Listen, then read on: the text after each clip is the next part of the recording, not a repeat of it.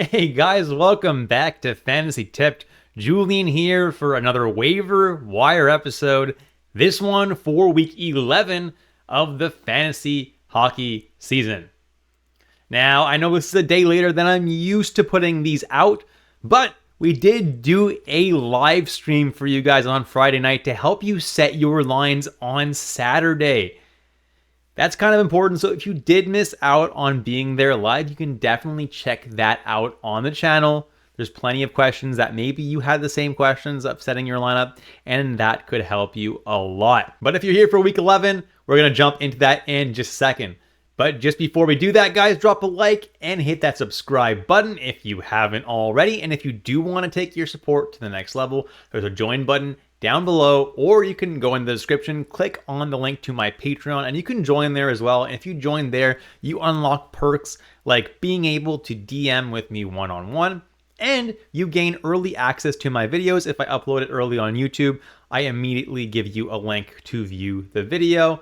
Usually I queue the videos to go out at 8 or 9 in the morning, so if I upload a day or two before, you'll get early access to that. Let's jump into the schedule for week 11 now. And on Monday, there are 3 games. On Tuesday, there are 10, Wednesday, 5, Thursday, 9, Friday, 7, Saturday, 11, and Sunday, 6. So, technically the off days are Monday, Wednesday, Friday, and Sunday as usual, but none of the days are that busy, so it's not that important to prioritize off nights. Yes, definitely check your schedule. Maybe you have a full lineup on Friday, December 20th. It's absolutely possible. There are 7 games and maybe you have a lot of players from those teams. So definitely be sure to check your lineup each and every day and see what you have room for. If you have room all days, then definitely just add the best player available and you're good to go.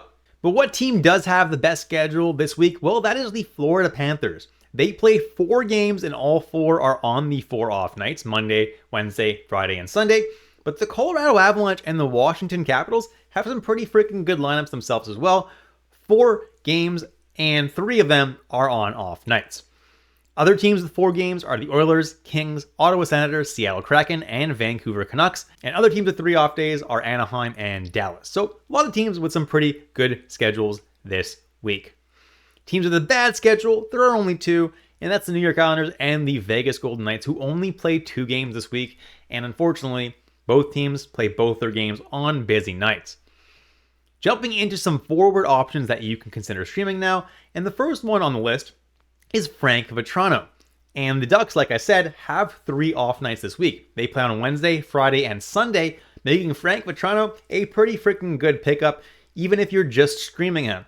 Personally, I think he's the whole year. He gives you a ridiculously safe floor night in and out with hits and shots on goal. He's been scoring a lot of goals, scoring lots of points lately on that line with Troy Terry and Ryan Strome. Top power play time. Like, the dude is by far the best player on his team. I like him a lot. Jake DeBrusk has been ridiculously good as well in Vancouver this year. He is just scoring goals left and right. It seems like he's playing on the top line and top power play right now, so definitely a solid add. Matvei Menshikov is playing on the second line and top power play in Philadelphia. His line mates are Morgan Frost and Owen Tippett. He's been doing really well as of late. Definitely a must-add in pretty much all leagues. Valeri Nichushkin of the Colorado Avalanche also has a good schedule this week with 4 games.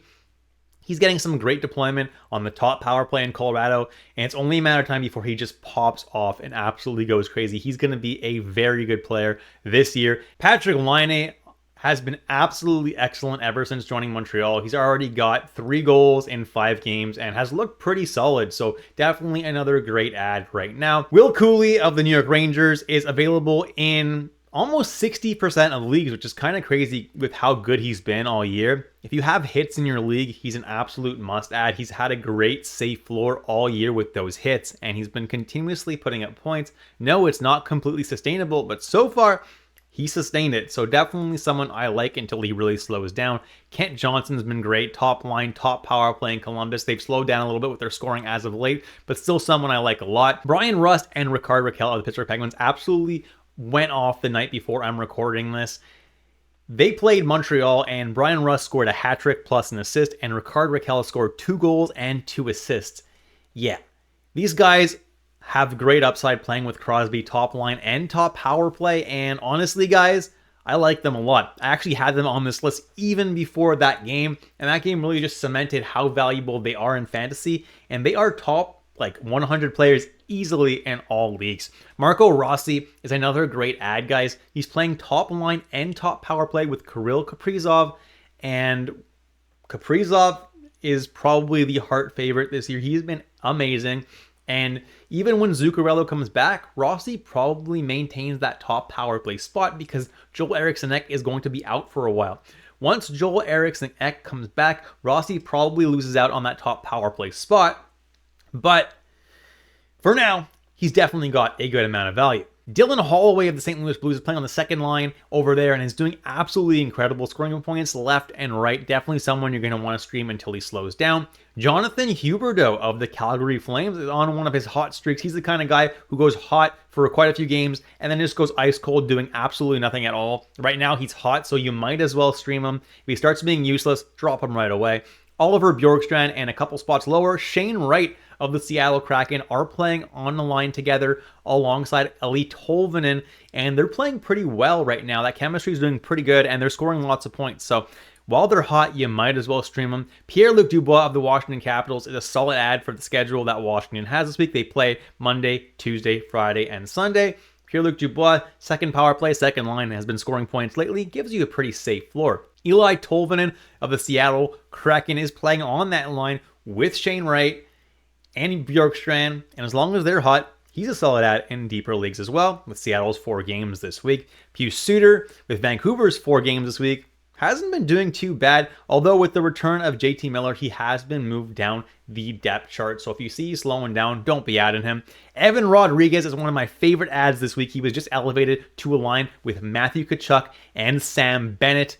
And on a week where Florida has an incredible schedule with the off nights, he is kind of a must-add. Ryan Strome is playing on a line with Vetrano and with Troy Terry. Both those guys have been great. So Ryan Strome, really, guys, is someone who could definitely be added in deeper leagues for those off nights. And then Brandon Tanev, yes, he's a fourth liner, but his peripherals have been really good with the hits, with the blocks, even some shots. So he doesn't necessarily need to put up points for you to put up some value for your team. If you're in a super deep league, he is an option for the 4 games he plays this week. For defenseman, Jake Wallman has been crazy good all year, scoring goals, assists, decent peripherals. I don't know how he's not owned in more than 63% of leagues. He's a top power play defenseman. Aaron Ekblad, same thing. Top power play defenseman, absolutely doing really good now that he's on that top power play on a really good Florida Panthers team. Needs to be added in way more leagues. Darnell Nurse is not a power play defenseman like the other 2 guys, but if you look, recently his peripherals have been really good, kind of back to Darnell Nurse of old. He's not a great real-life defenseman, but in fantasy, those peripherals are really nice. Lane Hudson is the top power play defenseman in Montreal and literally just went on a 7-game point streak. Yeah, his peripherals are not going to be great. So if he doesn't get you a point, he doesn't really do much for your team, but the points should continue to come for a talented young kid like Lane Hudson. Jared Spurgeon of the Minnesota Wild is the top power play guy over there. And when you're on the top power play with a guy like Kirill Kaprizov, yeah, it's a nice ad. Owen Zellweger of the Anaheim Ducks is the top power play guy in Anaheim. He hasn't been that amazing as of late, but if you are in a deep league, he's someone you could take a chance on. Alex Vlasic has been really, really good for Chicago. I don't really know why he's not being added in more than 10% of leagues. Like, he's literally available in 90% of leagues. The dude's been scoring plenty of points, plenty of power play points being on that top power play, and the floor isn't too bad with him either. He blocks a decent amount of shots, will shoot the puck a couple times. Like, it's really not bad with Alex Vlasic right now. Luke Shen is a different type of guy. He's playing no power play time or anything like that, but the floor is really safe with Luke Shen. He hits a lot and adds a little bit of other peripherals as well to give you a very safe floor night in and out. Simon Benoit is the same kind of thing, but a little bit less of a safe floor, but the hits are pretty frequent with him. And Nick Seeler is really there for blocks. Other peripherals you don't really get from him, but if you're looking specifically for blocks, Nick Seeler hasn't been too bad. In terms of goalies, Darcy Kemper is the starting goalie in LA. Yes, he's going to split a little bit with Riddick, but he should get 2 out of 3 games or so, which is not bad. Sam Montembeault is a starter in Montreal. Yeah, he had a pretty bad night against Pittsburgh, but it wasn't really his fault. Other than that night, he's been pretty good as of late, so definitely someone you could consider adding if you need a starting goalie. Wolf and Vladar. I mean, Calgary hasn't been as good as of late. They've been allowing more goals than they did at the beginning of the year, but I do think Wolf is the guy over there. But Vladar has been getting still about 50% of the start, so he's someone that can be owned as well if you do need another goalie.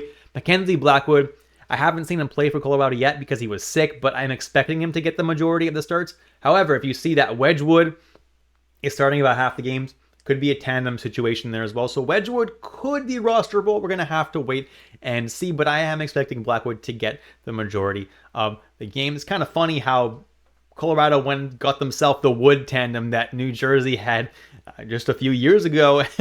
They have all the Woods actually in the NHL. They got Blackwood, Wedgwood, and Miles Wood. Kind of funny how that worked out. Cam Talbot of the Detroit Red Wings actually just re-injured himself in practice, so just be careful.